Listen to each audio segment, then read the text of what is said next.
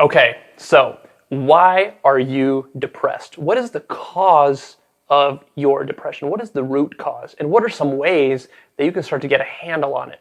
So depression is an epidemic. It's out there. So many of us, especially in first world countries nowadays, are starting to actually get more and more signs of depression. Why is this going on? What's happening here? What is the rock bottom truth about depression? All right, here is the deal. I'm going to be blunt with you here, because the bottom line is that the reason you're depressed is because your psychology sucks. I'm not blaming you. I'm telling you a fact. Now, there's really two cases here that I'm going to distinguish. There are people who are watching this that are going to be clinically depressed, that are actually going to have perhaps legitimate physiological conditions that are contributing to their depression. But I want to be very careful about saying that, because most of you, especially when you're in a depressive type of state, are going to be quick to look for a way to be a victim and to not take responsibility for how you're feeling and for the fact that you are causing your own depression. All right? So even though there are clinical cases, which I'm going to suggest that if you are a clinical case, go and see a medical doctor, go see a psychiatrist, put yourself on medication perhaps if that's the right course for you. So there's that. Then there's the other half of you. And I would say it's not the half, it's the majority, by and large the majority, that are really just in a bad psychological state. And that your depression is not really genetic, and it's not really clinical, all right? This is just bad psychology and the fact that you have not taken responsibility for your own personal development. And so that's really what we're going to tackle here. Even if you do have biological, clinical factors to your depression, your psychology still sucks. So you're going to want to look at the psychology. And the fact is that this psychology, getting this in place, is way more important than getting the clinical stuff in place. And that actually you can totally negate the clinical stuff when you get your psychology really into shape. All right, when you really understand yourself, when you understand what's going on here. So I'm going to get into this and I'm going to give you some techniques. All right, so here's the bottom line, is that your happiness level, scientifically it's been shown, it's about 50% genetic. So they've done studies on fraternal twins, identical twins, comparing, and they've shown that basically people have a certain happiness set point, and that about half of it, 50% of it, which is quite a lot, is determined by genetics. You can read more about this in various research and positive psychology literature that's out there. A lot of new studies are being published all the time right now in the 21st century. But really, the book, The How of Happiness, has some good evidence and discussion about the genetic side of depression. And you can find books and other resources out there that will talk about the genetic causes and maybe some of the clinical causes, some of the chemical imbalances going on in your brain that might be causing it. But I really want to encourage you to stop being a victim and take ownership of it, right? Take ownership of your own psychology, because the software, the mindsets that you've got, the software that's running up in your head is more important, in a sense, than the hardware. And that's not strictly true. I mean, the hardware is really, really important, but I think that people are just so quick to point to external sources of problems that they really ignore the most important source of the problem, which is themselves and their mindsets. So that's what we're getting into.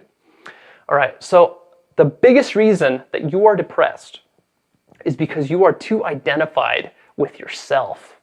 You're too self-absorbed, and you're too self-identified, and you're too egotistical. Now, this might sound a little bit harsh, and your immediate reaction might be to say, well, egotistical, I'm not egotistical. I'm a really kind and sweet and nice person. I go to church, and I do community service, that I do good things for my family, and I take care of my spouse, and I'm not egotistical. I'm humble. You're egotistical in the sense that you have a strong sense of who you are, and that actually your depression is contributing to your sense of who you are. Now, this is a deep idea. This is actually an enlightenment level idea. And this is something that goes deep. So unless you're a real student of this, you're not going to really understand it when you first start. But I want you to start to just get an idea around what's going on here. You, the person that you think is you, your ego, right? When I say your name, who you think you are, your past history, all your beliefs, all your assumptions about how the world works, all right? The bottom line is that all of that is a concept. All of that is conceptual. It doesn't actually exist anywhere. That I that you call you, that I that is depressed, it doesn't actually exist.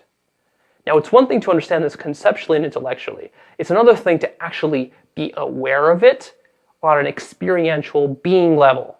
To do that, you need to work on, you need to do a lot of deep meditation, deep contemplation, and work towards enlightenment. The more you do that, the more you start to get aware of that, right? That can take months, years of serious work. But the fact still remains that you are extremely identified with who you are, all your problems, all the circumstances that are hurting you, all the ways in which you are a victim. And in a big sense, your depression is about you. You are extremely self-absorbed. When you're focused on yourself so much, and you're focused on all your problems, and you've got these negative thinking patterns that are deep-rooted and are deeply ingrained in your subconscious, you're always running through, you're always worrying, you're always panicky, you're always anxious, you're catastrophizing situations, you're thinking about yourself. That's making you depressed. All right, that is the bottom line of it. You also probably have a negative self-image. At the bottom line, the reason that you're probably going into these spirals of negative thinking and these deep, dark emotions is because you have a negative self-image. So you think something inherently is wrong with you on some level. I don't know what it is. Maybe you think you're unlovable. Maybe you think that you need approval from other people. Maybe you think that happiness can be found out there somewhere and that someone owes you something. Maybe you think that you're not good enough. Maybe you think that life is just hard. It's inherently painful. It has to be painful. There's always suffering around, right? And that you deserve that suffering. Now, a lot of these ideas, they sound silly when we just talk about them, when we voice them consciously. But a lot of times what's happening is that those are operating on you on a subconscious level. You don't even realize what's actually going on here. You might feel that you're depressed because, for example, you don't have the relationship that you want, and you keep failing to get into the relationship that you want. But the reason you keep failing to get into that relationship that you want, and you keep trying and stuff breaks up and you get into bad, miserable relationships, nothing seems to work. The reason that's happening, perhaps, this is just an example, is that actually you're very needy in that relationship and you're very insecure. So whenever you get that relationship, you become very attached, very loving. And you might think, well, what's wrong with that? Well, actually what's happening is that you're not fulfilled with yourself. And the reason that you're becoming so insecure and needy is because you're not comfortable with who you are. You're not fulfilled as yourself. You don't realize that you can be fulfilled by yourself. And the reason that might be is because you feel like you need approval from other people and that you now need to live up to other people's expectations of you. And the reason that might be is because, well, you want to be loved and you feel like love is the most important thing and that you're lacking it. And that on some level, you need that love. And deep down, the reason that you might want that love, for example, is you feel that you are not good enough, just as you are right now, without having to be somebody else. And so that whole chain of beliefs and assumptions and logic, it might be completely logical. It might sound silly, but that whole chain might actually be running on you.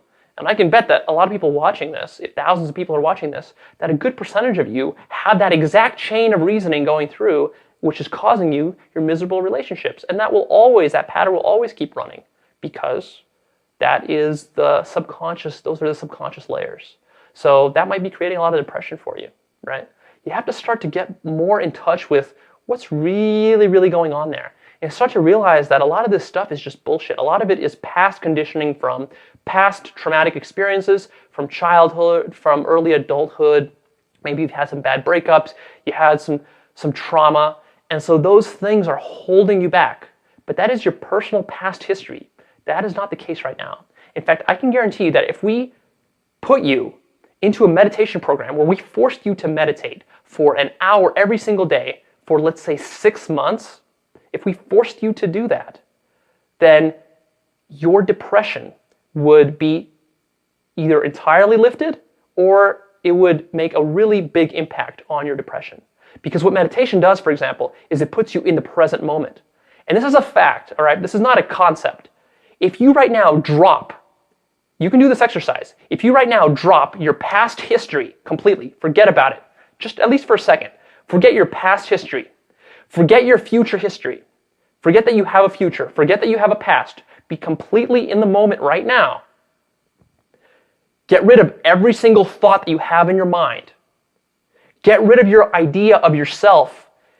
Pretend like you are dead. You have no more life. You have no more ego. You have no more conceptualizations. You have no more beliefs about how the world is and how it works. And you just sit in quiet and peace. Close your eyes as you're doing this. And you just focus on that. And you do that for 10 minutes. And you're very disciplined about this. You're going to get a real feeling. This is not a concept. This is not an idea, not a theory. You're going to get a real feeling of what real happiness is. You're going to feel genuine happiness. This is not some sort of external stimulation. This is not some sort of titillation or excitement. And you're going to notice that whatever depression you've had does not exist in that moment, right? That's because each one of us, when we get rid of our ego, the natural state of the human psychology is total bliss and happiness. This is an extremely powerful idea. If you've thought that your depression has been so crippling that you can't break out of it, I really encourage you to try this and prove it to yourself on an experiential level, right? But really try it. You have to try it, and it takes some work to actually do this. This is not going to come naturally. If you've never been meditating before, if you've never sat quietly alone in a room by yourself before for 30 minutes, then you're going to find yourself really struggling and resisting. First time you do it, you might actually become more anxious because it feels very unnatural and your mind is hooked. It's probably hooked on all sorts of external stimulation. So you got to unhook yourself and start very small. Start with just a minute. Just try to do it for a minute and see if you can tap into even 5 seconds of just that pure happiness of being in the present moment. You'll see that when you actually do that, you'll see that it's very possible. It's actually not as hard as we make it out to be. And this proves to you that really a lot of your depression is self-created. Your natural state is not a depressive state. Nobody is naturally in a depressive state. Maybe with, I would say, an extremely, extremely, extremely few people that might have some sort of serious physiological condition. Do not put yourself into that category until that has been confirmed by someone with a PhD, all right? And even then, I would say, or an MD, do not put yourself into that category. And even then, I would say, even if a doctor puts you in that category, still question that. Because a lot of the doctors that are out there do not understand the power of these psychological ideas that I'm talking about to you here. These are so, so powerful. All right, so other ideas that I'm going to throw at you here really quickly. Here's what you need to know.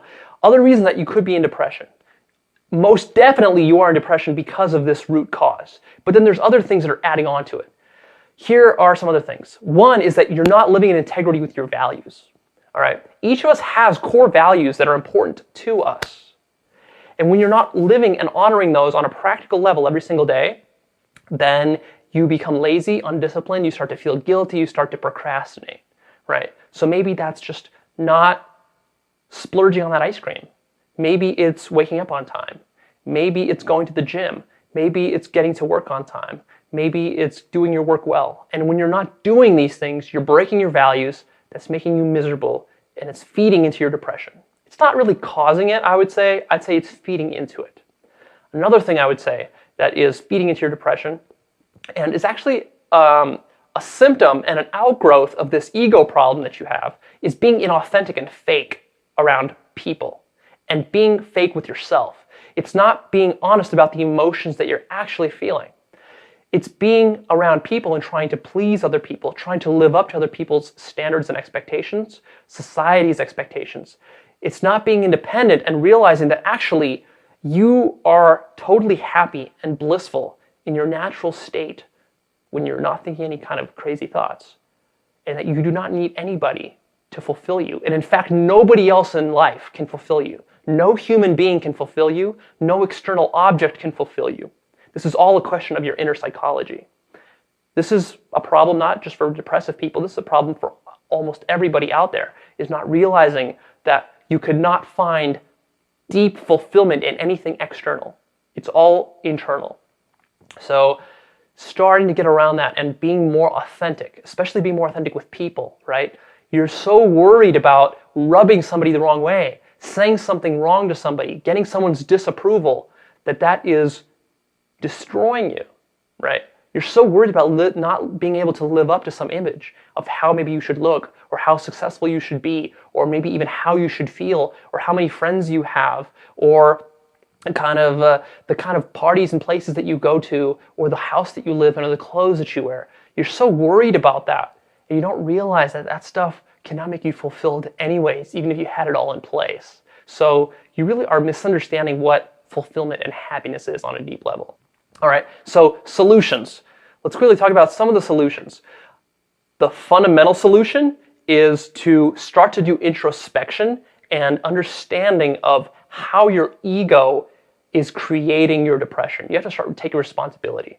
You are creating it. You have to start to understand that. And this is not something that you just are exposed to one time right here. This is something you need multiple exposures to. This is something that you should really start thinking about and start noticing about how you are creating the feelings in your life. All right? That is the most underlying solution. I would say next on the list would be start to meditate. This is so important.